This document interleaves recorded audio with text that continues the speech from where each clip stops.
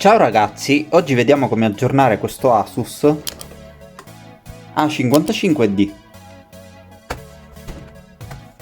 Per prima cosa smontiamo la batteria.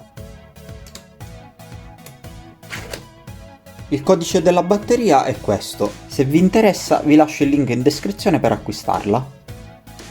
Apriamo il pannello svitando le due viti.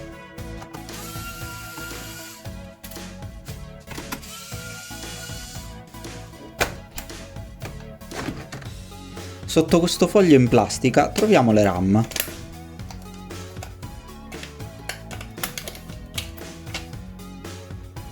Il PC supporta massimo 8 GB di RAM, ma molti utenti hanno affermato che funziona anche con 16 GB di RAM. Se volete provare, vi lascio il link in descrizione per acquistare 16 GB di RAM. Eventualmente potete restituirli ad Amazon. Adesso vediamo come aggiornare l'hard disk con un SSD.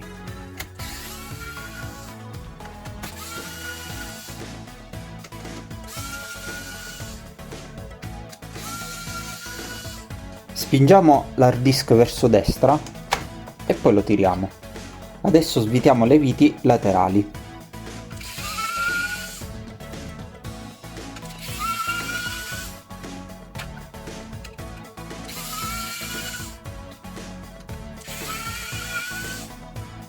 Una volta svitate possiamo rimuoverlo.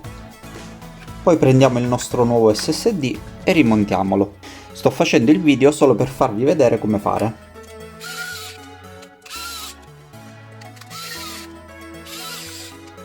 Possiamo montarlo.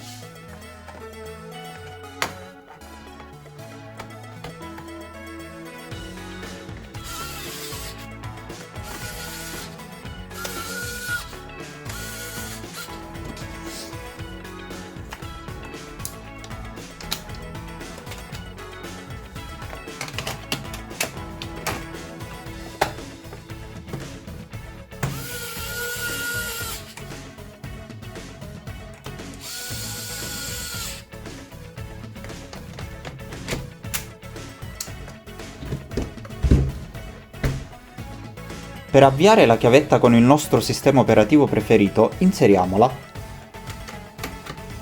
Poi accendo il computer e premo ripetutamente ESC.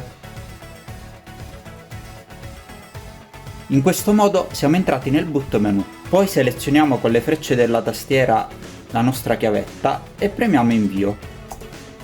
In questo modo partirà l'installazione. Qui sopra vi lascio i link per installare Windows 11 e Linux. Con questo abbiamo terminato, spero che il video vi sia stato utile e ci vediamo alla prossima.